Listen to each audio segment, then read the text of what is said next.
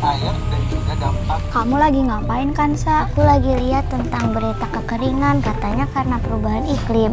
Ingat banget, tahun lalu sumur rumahku kering sampai aku nggak bisa mandi. Sebentar lagi masuk musim kemarau. Kira-kira gimana ya caranya biar nggak terjadi lagi? Di rumahku juga sama kan, Sa? Padahal kita kan di Bogor ya, yang terkenal kota hujan. Tapi kenapa nggak ada air pas kemarau? Yuk kita diskusi sama-sama. Assalamualaikum, hai teman-teman, perkenalkan nama saya Kansa, finalis OSK 2024. Dan ini teman-temanku.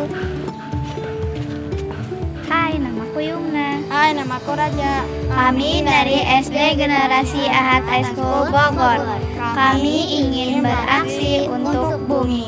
Bumi kita tidak sedang baik-baik saja, suhu bumi menjadi lebih panas. Dan perubahan iklim semakin menjadi nyata. Dengan adanya perubahan iklim, sekarang kita sering dengar berita banjir, angin kencang, dan juga kekeringan. Tidak hanya di Indonesia, di negara-negara lain juga mengalami hal yang sama. Krisis air bersih akibat perubahan iklim semakin dirasakan oleh masyarakat, khususnya di perkotaan. Oleh karena itu, kita harus beradaptasi. Sudah saatnya kita lakukan gerakan massal menabung air. Dengan menabung air, kita dapat mengantisipasi kekeringan. Ini sekolah kami. Di sekolah kami banyak pepohonan. Dengan banyaknya pepohonan bisa membantu ketersediaan air tanah meningkat karena air hujan lebih mudah terserap ke dalam tanah. Selain itu, pepohonan juga bisa menyerap gas karbon dioksida, polusi udara, dan mengurangi partikel debu. Pepohonan juga bisa menghasilkan gas oksigen sehingga membuat suasana sekolah sejuk dan nyaman.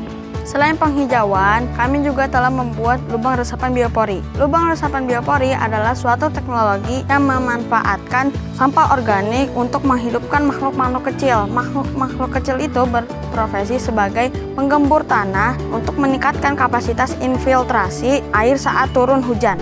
Cara pembuatan lubang resapan biopori. Pertama, kami memotong pipa diameter 4 inci dengan panjang pipa 40 cm.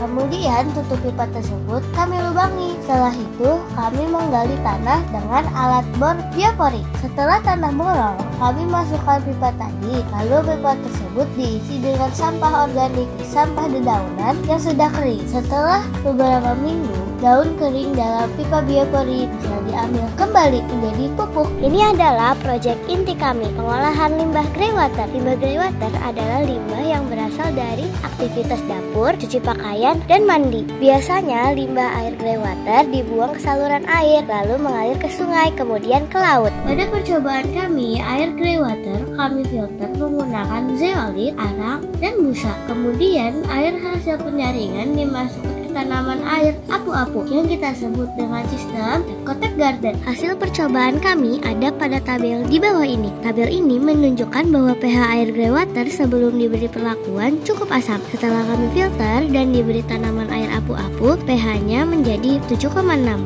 Dan ini menunjukkan bahwa air ini sudah bisa digunakan kembali untuk menyiram tanaman, mencuci mobil, dan juga bisa dimasukkan ke dalam lubang biopori agar air tanah tetap terjaga. Air adalah sumber daya alam yang paling penting untuk manusia, bukan hanya untuk kita, tapi juga untuk anak dan cucu kita. Jadi, jangan Pernah sia-siakan air dan mulai gaya hidup hemat air sekarang juga.